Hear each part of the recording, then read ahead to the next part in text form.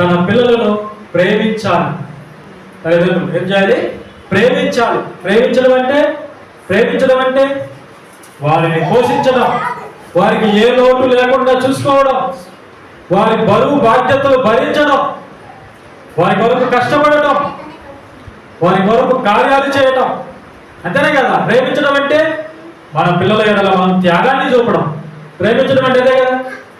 ప్రేమకు అర్థం త్యాగం. దేవుడు మనల్ని ప్రేమించాడు, అందుకే ఈ సృష్టిని మనకిచ్చాడు.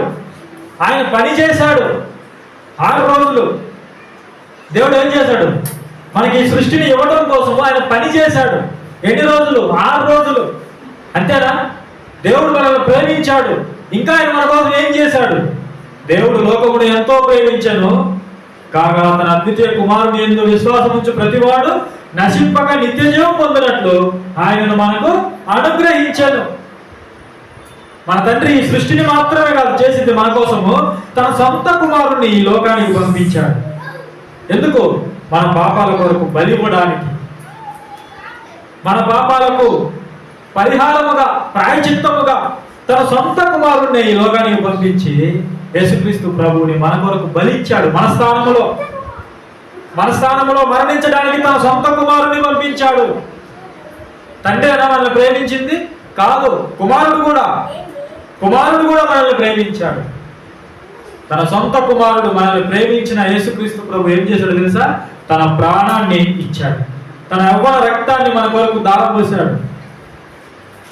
చూడండి, త్యాగం. తండ్రిలో ఉంది త్యాగము, కుమారుల్లో ఉంది త్యాగం. వాళ్ళు మనల్ని ప్రేమించారు కాబట్టి త్యాగాలు చేశారు. మనం మన పిల్లల్ని ప్రేమిస్తే మనం ఏం చేయాలి? త్యాగం చేయాలి. వాళ్ళ కొరకు కష్టపడి పని చేయాలి. మంచి గుణాలతో వాళ్ళని పెంచాలి. తర్వాత వాళ్ళకి కావలసిన వాటిని మనం అందించాలి. వాళ్ళకి కావలసినటువంటి ప్రతి అవసరతలు కూడా మనం తీర్చాలి. వారికి మంచి చదువు చెప్పించడంలో, మంచి స్కూల్లో జాయిన్ చేయడంలో, వస్త్రాలు తీసివ్వడంలో, వాళ్ళకి అవసరాలన్నీ తీర్చడంలో తల్లిదండ్రులు ప్రయాసపడేవాళ్ళుగా ఉండాలి. త్యాగం చేయాలి వాళ్ళ కొరకు. వాళ్ళని ఏ లోటు లేకుండా చూసుకోవాలి. ప్రభు ఏమన్నాడు తెలుసా? మీరు చెడ్డవారయ్యండి మీ పిల్లలకు మంచి ఈవులను ఇయ్యాలని మీరు తెలుసు కదా అంటున్నాడు. అంటే తల్లిదండ్రులు పిల్లలకు మంచి ఈవులు ఇవ్వాలి, మంచివి ఇవ్వాలి. మంచి వస్త్రాలు, మంచి ఆహారం. చూడండి, పెట్టగలుగుతున్నారు. ఈరోజు చాలా మంది తల్లిదండ్రులు చేయలేకపోతున్నారు ఈ పనులు. కుటుంబాన్ని చాలా మంది పట్టించుకోవడం లేదు. ఈరోజు చాలా మంది త్రాగుబోతులుగాను, తిరుగుబోతులుగాను మారిపోయి పిల్లలను పట్టించుకోవడం లేదు. మంచి చదువు లేదు, మంచి వస్త్రాలు లేవు, మంచి ఆహారం లేదు, మంచి జీవితం లేదు. పిల్లలు ఎంత దౌర్భాగ్యం ఆలోచన చేయండి.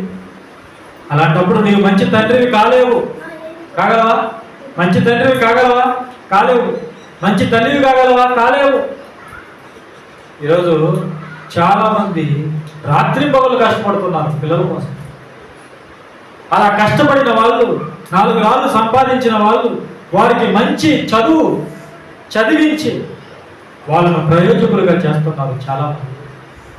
చూడండి, చాలా మంది అలాంటి పిల్లలు ఈరోజు గొప్ప వాళ్ళై తల్లిదండ్రుల కోరికలు నెరవేర్చుతున్నారు. కాబట్టి తల్లిదండ్రులుగా కేవలం కనడం కాదు, వాళ్ళని పోషించాలి. మనం తల్లిదండ్రులు పిల్లలను పోషించాలి. పోషించకపోతే ఆ యొక్క పాత్రకి మనం న్యాయం చేసిన వాళ్ళము. నువ్వు తల్లిదండ్రులుగా ఉండగలవేమో కానీ మంచి తల్లిదండ్రులుగా మాత్రము ఉండలేము. 3వ యోహాను పత్రిక 1వ అధ్యాయం 4వ వచనం. నా పిల్లలు సత్యమును అనుసరించి నడుచుకొనుచున్నారని వినుట కంటే నాకు ఎక్కువైన సంతోషము లేదు.